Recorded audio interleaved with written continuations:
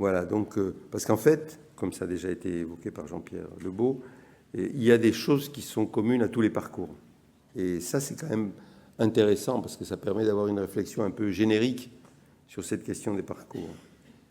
Bon, les liens d'intérêt, c'est toujours les mêmes.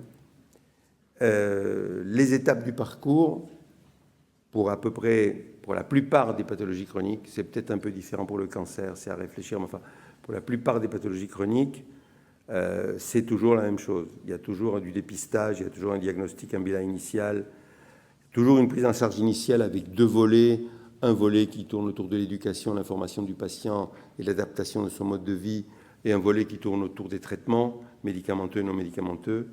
Il va y avoir gestion d'épisodes aigus, gestion de décompensation, avec la décision de on garde le patient en ville ou il part à l'hôpital sur des critères précis, avec des procédures d'hospitalisation les plus précises possibles, pour essayer de ne pas le faire passer par le SAU, en tout cas pas à la Pitié-Salpêtrière où il va attendre très longtemps.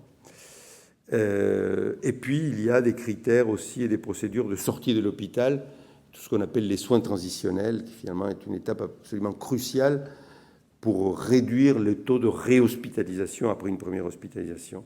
Il y a une adaptation de la prise en charge et il y a un suivi dans lequel on va être amené à dépister et prendre en charge des complications et à un moment donné à se poser la question de la gestion de la multimorbidité et de l'allègement de certaines thérapeutiques ou du choix de certaines thérapeutiques à la place d'autres en fonction du fardeau de la maladie pour le patient. Et il y a la gestion de la fin de vie très souvent. Et si vous prenez j'ai listé des maladies à droite, alors celles qui sont bien connues, insuffisance cardiaque, BPCO, diabète, c'est d'accord, maladie rénale chronique, tout le monde est d'accord, mais il y en a pas mal d'autres, et il y en a qui s'annoncent. Il y a la virose chronique, la maladie stéatosique du foie, les psychoses, les maladies auto-immunes, les maladies neurodégénératives.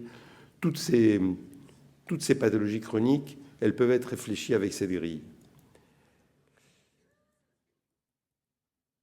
Alors, on peut faire une petite grille très simple, hein, avec toutes les étapes du parcours, et puis on réfléchit à quel patient, hein, à chaque étape.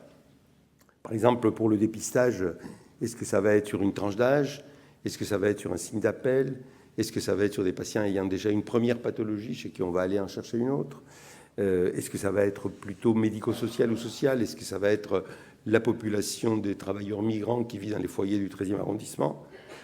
Quels sont les professionnels qui vont faire les choses et quelles vont être les procédures adoptées? Et donc là, j'ai une dizaine de points qui semblent un peu incontournables. Il y a besoin d'identifier des recommandations claires qui servent de référence. Je suis d'accord avec Céline Jean-Pierre sur le fait qu'il faut les adapter localement. C'est même essentiel.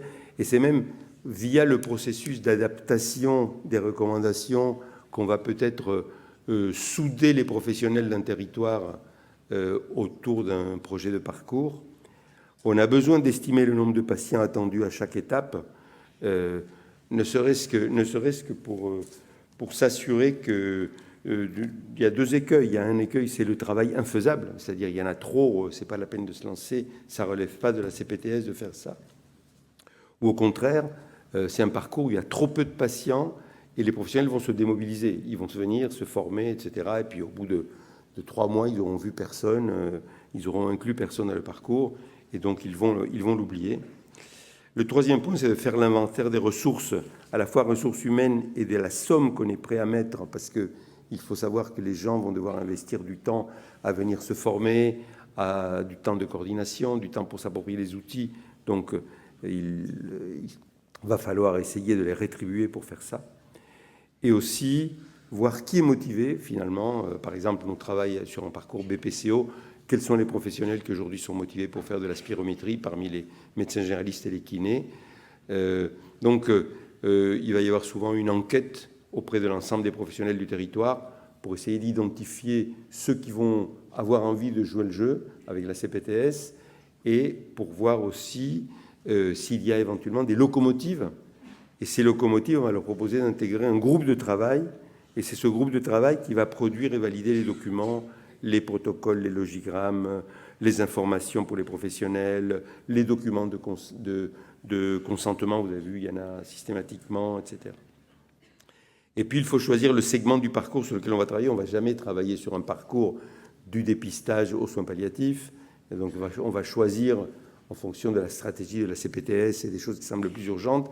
Et ce qui paraît assez évident, et c'est sûrement différent dans une maison de santé et dans un territoire. C'est-à-dire que dans une maison de santé, on peut décider qu'on va travailler sur la population de la maison de santé, parce que quelque part, on l'a sous la main, on a leur dossier, puis on a l'ensemble des patients et l'ensemble des professionnels qui sont là.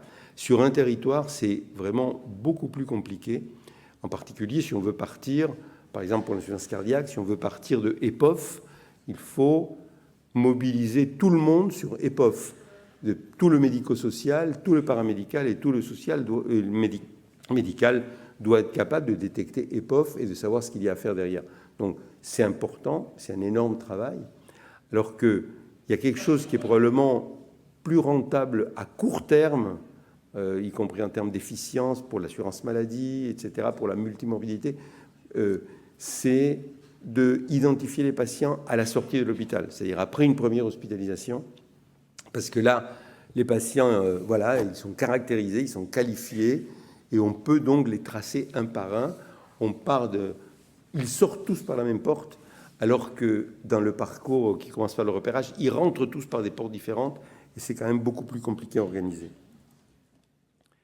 Il faut identifier les besoins de coordination alors, à un moment donné, j'ai entendu quelqu'un dire l'assurance maladie nous a dit, à une CPTS, l'assurance maladie nous a dit bon, ça fait 2 ans que vous faites ce parcours, maintenant il faut changer, il faut passer à autre chose. Mais ça n'a aucun sens.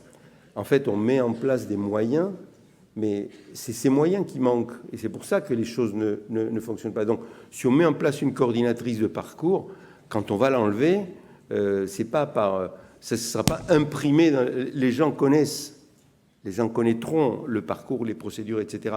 Mais ça va pas se faire, en tout cas se faire beaucoup moins bien, parce qu'il y a besoin de moyens supplémentaires en ville pour coordonner les parcours.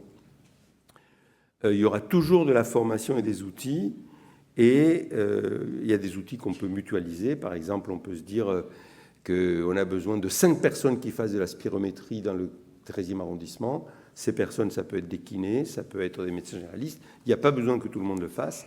La CPTS peut peut-être aider à acquérir le matériel. Il faut définir les informations à recueillir pour 3 choses. Pour la coordination, c'est évident qu'il faut des informations dont on a déjà parlé, mais il faut aussi pour la traçabilité et aussi pour l'évaluation, puisqu'il faut quand même être capable de dire, voilà, le nombre de patients. C'est un boulot assez considérable de suivre à la trace chaque patient pour dire, c'est bon, ça a été fait, ça a été fait, etc. On ne peut pas utiliser les données de l'assurance maladie pour ça, malheureusement, parce qu'elles arrivent avec un retard de 1 à 2 ans en raison de la validation des données hospitalières. Donc aujourd'hui, malheureusement, on n'a pas en temps réel les données qu'on pourrait avoir si la CPAM nous disait, voilà, dans les 6 derniers mois, les patients qui sont sortis de l'hôpital, ils ont vu le médecin ou ils ne l'ont pas vu, ils ont eu la biologie, ils ne l'ont pas eu, etc. 9e, il faut absolument faire un pilote pour voir si c'est faisable. Donc un pilote qui peut durer 3 mois, 6 mois et qui va inclure 10 ou 15 patients. Nous, en fait, on peut dire que ce qu'on a fait, c'est un pilote dans le 13e. On s'est arrêté là, malheureusement, pour l'instant. Et puis, il faut informer largement les patients et les professionnels. Et selon le thème, par exemple, si on est sur un thème qui est très santé communautaire, on va être amené à informer et à travailler avec des associations de patients, avec les collectivités territoriales, etc. Voilà. Merci beaucoup.